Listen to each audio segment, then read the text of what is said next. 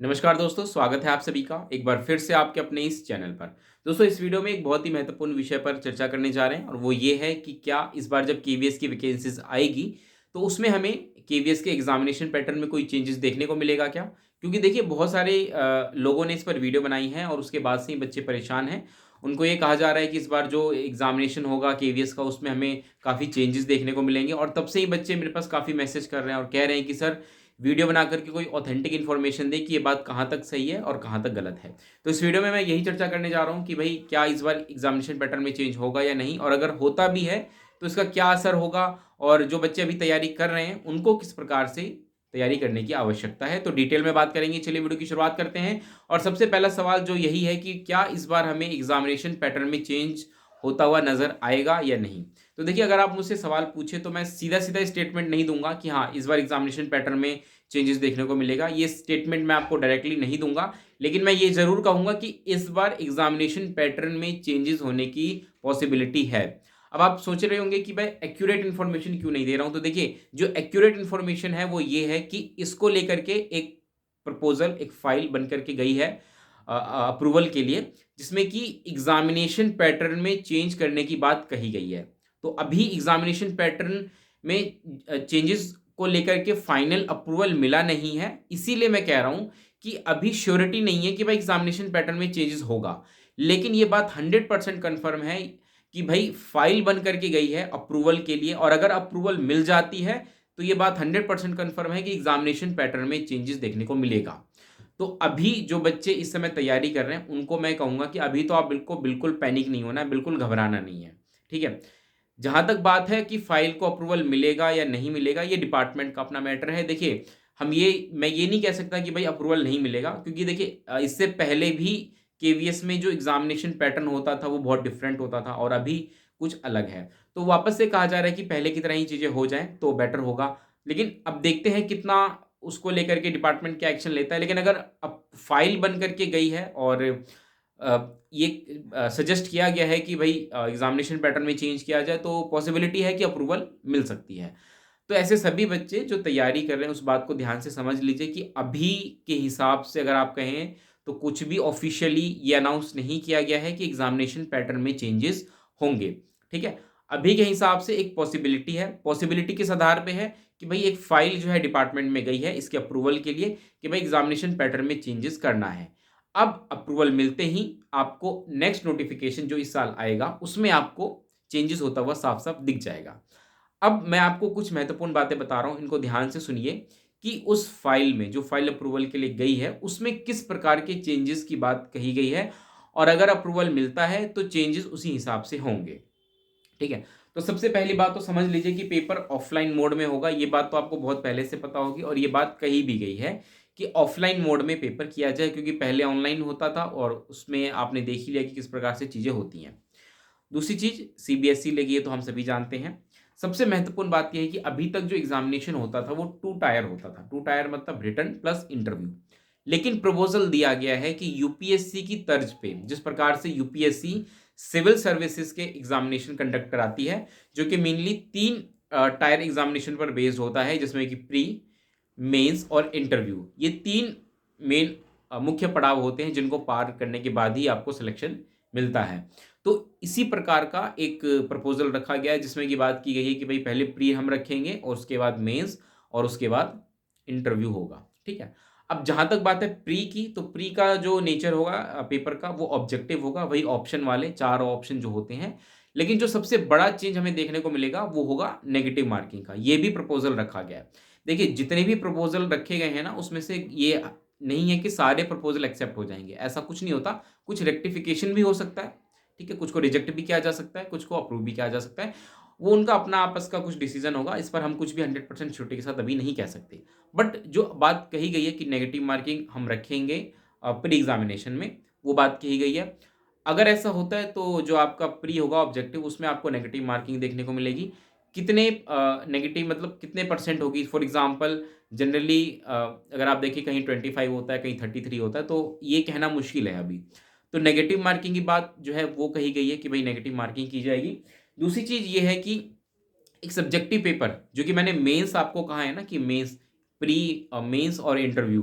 तो मेंस में क्या है कि वो सब्जेक्टिव पेपर रखने की बात कर रहे हैं कि सब्जेक्टिव पेपर जैसे कि अगर आपने कभी अपने अपने मतलब स्कूल में 12वीं तक जो एग्जामिनेशन दिए थे जिसमें कि आपको आंसर्स लिखने होते थे लंबे लंबे मतलब पैराग्राफ फॉर्म में, उस प्रकार के आंसर्स क्वेश्चंस को सब्जेक्टिव कहा जाता है, क्वेश्चन पेपर को सब्जेक्टिव पेपर। तो जैसे अगर आपने डाइट की होगी, जेबीटी की होगी, डीएलएड किया होगा, तो वहाँ पे भी जब आपके फाइनल एग्जाम होते थे तो आप उसके आंसर्स लिखते थे ना लंबे लंबे, मतलब शब्दों में, 250 शब्दों में, 500 शब्दों में, कुछ इस प्रकार से एक शब्द लिमिट के साथ आपको उस प्रकार का पेपर देखने को मिलेगा जिसमें कि 20 से 25 क्वेश्चन होंगे और आपको एक टाइम बाउंड एक टाइम दे दिया जाएगा, उसमें आपको रिटन में पूरे आंसर लिखने पड़ेंगे। तो ये मुख्य जो है बदलाव सजेस्ट किया गया है। अब देखिए इसमें घबराने की आपको पहली बात जरूरत नहीं है, उसका रीज़न ये है कि ये कुछ नया चेंज नहीं है। केवीएस में बहुत पहले भी इस प्रकार से एग्जाम्स होते थे सब्जेक्टिव पेपर। इवन अगर मैं बात करूँ केवीएस क्या, अगर आप देखिए दिल्ली में डी ट्रिपल एस बी, जिन बच्चों को पता हो डी ट्रिपल एस बी, वो भी पहले सब्जेक्टिव पेपर लिया करती थी, वो तो अब ऑब्जेक्टिव हो गया है। तो ये ऐसा नहीं है कि कुछ नया है, ये पहले भी होता था, ठीक है। अब इससे क्या फर्क पड़ेगा, थोड़ा सा इसको समझने की जरूरत है। देखिए एक तो ये होगा कि रिक्रूटमेंट प्रोसेस जो है वो अब लंबा हो जाएगा अगर इसको अप्रूवल मिलता है। ये मैं तब की बात कर रहा हूँ, अभी आपको घबराना नहीं है, आपको आप सिर्फ बातें सुननी है, फिर मैं आपको आखिर में कुछ चीज़ें बताऊंगा जिन पर आपको ध्यान देना है और हो जाएगा, ठीक है। ऐसे कोई घबराने वाली बात नहीं है। पहली चीज़ तो ये है कि एग्जामिनेशन प्रोसेस जो है वो लंबा हो जाएगा, क्योंकि अभी तक सिर्फ रिटन और इंटरव्यू हुआ करता था, लेकिन अब क्योंकि एक बाधा, एक पड़ाव और ऐड कर दिया गया है जिसके तहत अब आपको मेंस भी लिखना पड़ेगा। तो उसमें क्या होगा कि प्रोसेस ऑफ कोर्स लंबा होगा। मेंस ऐसा नहीं होता कि एक दिन में हो जाता है, मेंस में कई सब्जेक्ट होते हैं, तो उस हिसाब से चीज़ें होती हैं। अब क्योंकि प्री में जो बच्चे क्वालिफाई करेंगे वही मेंस में बैठेंगे, फिर मेंस में जो बच्चे क्वालिफाई होंगे वो इंटरव्यू में जाएंगे।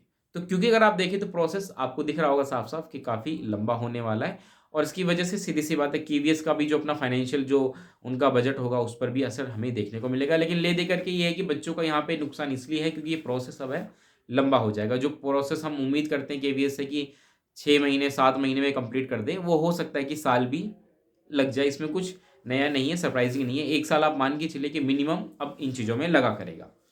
और एग्जामिनेशन प्रोसेस अपने आप में जो है वो टफ होने वाला है, क्योंकि अगर आप देखिए पहले प्री प्री की आप तैयारी करेंगे, उसके बाद प्री में नेगेटिव मार्किंग होगी अगर एक्सेप्ट होता है तो वहाँ पे थोड़ा सा आपको अच्छी तैयारी करनी पड़ेगी। फिर जो बच्चे क्वालिफाई करेंगे वो मेंस लिखेंगे और मेंस के बाद फिर इंटरव्यू हुआ करेगा। तो ये सब चीज़ें अगर आप ओवरऑल देखें तो ऑफकोर्स एग्जामिनेशन प्रोसेस टफ होने वाला है। यूपीएससी को टफ इसीलिए कहा जाता है pre mains interview, because process ही ऐसा होता है, ठीक है। हाँ, यूपीएससी के मुकाबले ये है कि आपको विषय कम पढ़ने पड़ेंगे। यूपीएससी में अगर आप देखें सीएससी जो एग्जामिनेशन होता है सिविल सर्विसेज, उसमें काफ़ी सारे सब्जेक्ट होते हैं, यहाँ पे सब्जेक्ट इतने नहीं होंगे, ठीक है। पहली चीज़ तो आप ये समझ गए कि क्या कुछ होने वाला है चेंजेस।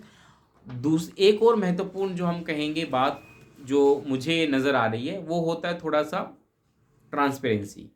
अब देखिए ऑब्जेक्टिव पेपर में तो कोई दिक्कत नहीं होती है, क्योंकि उसमें आपको 4 ऑप्शन दिए जाते हैं, उन 4 में से कोई एक ही ऑप्शन ठीक होता है। ये तो बात हम सभी जानते हैं, और अगर आपने सही जवाब दिया तो आपको कन्फर्म एक ही नंबर मिलेंगे, क्योंकि वो पहले से डिसाइडेड होते हैं। ऑब्जेक्टिव की मैंने बात की कि ऑब्जेक्टिव पेपर में ये 4 ऑप्शन होते हैं और आपको सही आंसर पे एक नंबर मिलते हैं, ना एक से कम ना एक से ज़्यादा, ठीक है। ये तो हम जानते हैं सभी। दिक्कत आती है सब्जेक्टिव पेपर में, जहाँ पर मान के चलिए अगर किसी क्वेश्चन के लिए 10 नंबर डिसाइड कर दिया गया कि भाई ये क्वेश्चन है, आपको 250 शब्दों में इसका जवाब देना है, और मार्क्स डिसाइड कर दिए 10, तो वहाँ पे क्या होता है कि अब एग्जामिनर के ऊपर है कि भाई वो किसको कितने नंबर देगा। ऑफ कोर्स क्योंकि देखिए पेपर बहुत सारे चेक करने होते हैं, तो ऐसे में हम ये कहें कि भाई सबको एक जैसे ही मार्क्स मिलेंगे, मतलब क्योंकि एक जैसे आंसर लिखेंगे नहीं, और मार्क्स भी हम कहेंगे एक जैसे, तो थोड़ा सा हम कहेंगे यहाँ पे दिक्कत आएगी। ऑब्जेक्टिविटी की, ट्रांसपेरेंसी की दिक्कत यहाँ पे हमें देखने को मिलेगी अगर ये चीज़ें होती हैं। ये इसके ड्रॉबैक्स हैं जो हमें देखने को मिलेंगे। वहीं जो बच्चे तैयारी कर रहे हैं, अब वो बच्चे ध्यान से सुन लीजिए कि उनको क्या करना है। पहली चीज़ तो ये, अगर आपने तैयारी शुरू कर दी है तो आप एक बात समझ लीजिए, अगर आप इस नए एग्ज़ाम पैटर्न के अनुसार अगर आप तैयारी कर रहे हैं, हालांकि अभी आपको ज़्यादा कुछ नहीं करना है क्योंकि पहले प्री होगा, पहला पड़ाव प्री ही है जो पहले हुआ करता था। बस आपको एक चीज़ का ध्यान रखना है कि आप जो भी कुछ पढ़ रहे हैं ना, उसके आपको नोट्स बनाने हैं। दूसरी चीज़, आपको डीप अंडरस्टैंडिंग लेनी है कंसेप्ट की। ऊपर ऊपर पढ़ने से काम नहीं चलेगा। जैसे कि अगर आप पहले पढ़ लेते थे कि भाई जीन पियाजे ने 4 डेवलपमेंटल स्टेजेस बताए हैं, उससे काम नहीं चलेगा। अब आपको क्रिटिकली चीज़ों को पढ़ना पड़ेगा कि भाई अगर ये 4 स्टेजेस हैं तो उन स्टेजेस में क्या-क्या डेवलपमेंट्स होते हैं और उनके क्या क्रिटिक्स हैं, क्या-क्या आलोचनाएँ हैं, किस प्रकार से आप इसको अप्लाई करेंगे क्लासरूम में। इस प्रकार की एक पर्सपेक्टिव आपको शुरू से ही डेवलप करके चलनी पड़ेगी, तो आपका मेंस आसानी से क्लियर होगा, ये बात गारंटीड है। लेकिन उससे पहले आपको प्री क्लियर करना है, तो प्री के लिए आपको 2 तरीके से स्ट्रैटेजी तैयारी करनी है। नोट्स बनाने हैं। नोट्स बनाते समय फैक्ट्स, फिगर्स ज़्यादा याद रखेंगे और साथ के साथ जो की पॉइंट्स होंगे उनको नोट डाउन करेंगे। दूसरी चीज़ ये है कि आप क्या करेंगे, डीप अंडरस्टैंडिंग लेंगे सब्जेक्ट की, चीज़ों को समझेंगे, एप्लीकेबल बेस्ड चीज़ों को तैयार करेंगे। फॉर एग्जांपल अगर मैं जीन पियाजे की थ्योरी पढ़ रहा हूँ, तो मैं पढ़ाई के साथ-साथ ये भी समझूँगा कि भाई ये क्लासरूम में कितना यूज़फुल है, बच्चों के लिए कितना यूज़फुल है, ये सब मुझे समझना पड़ेगा, ठीक है? इस प्रकार से आपको तैयारी करनी है। बात करें मेंस की, तो मेंस आप तभी लिखेंगे जब आपका प्री क्लियर होगा। तो मेंस में बेसिकली आपको एक स्किल डेवलप करनी पड़ेगी जो कि बहुत ही महत्वपूर्ण होती है, वो होती है आंसर राइटिंग की स्किल। आंसर राइटिंग की स्किल सबके पास नहीं होती है और खासकर जब आप 12वीं पास करके 2 साल डाइट कर लेते हैं, 1 साल लगभग सीटेट वगैरह में निकल जाता है। 3 साल के गैप के बाद आंसर राइटिंग जो होती है हमारी, वो ऑफ कोर्स अफेक्ट होती है, तो आपको आंसर राइटिंग पर फोकस करना पड़ेगा। लेकिन मैं कहूँ कि आप आज से ही कर दें, तो ऐसा मत करिए। अभी अभी आप बस क्या करिए कि चीज़ों को अच्छे से समझ के पढ़िए। नोट्स बनाइए जो मैंने कहा वो करिए। लेकिन आंसर राइटिंग के लिए अभी थोड़ा-सा रुक जाइए। आंसर राइटिंग के लिए आप तभी सोचिएगा जब इसको फाइनल अप्रूवल मिल जाता है और एक चीज़ें नोटिफ़ाई हो जाती हैं केवीएस की तरफ से और हमें एग्ज़ैक्टली पता चल जाता है कि भई किस प्रकार से चीज़ें होंगी, तभी आप आंसर राइटिंग करेंगे, किसको कितना वेटेज मिलेगा। इन सब चीज़ों की श्योरिटी होने के बाद ही आप अपनी कोई स्ट्रैटेजी बनाइएगा। लेकिन फिलहाल के लिए जो बच्चे तैयारी कर रहे हैं, उनको 2 बातों का ध्यान रखना है, नोट्स बनाना है और अपना डीप अंडरस्टैंडिंग रखनी है किसी भी कांसेप्ट की।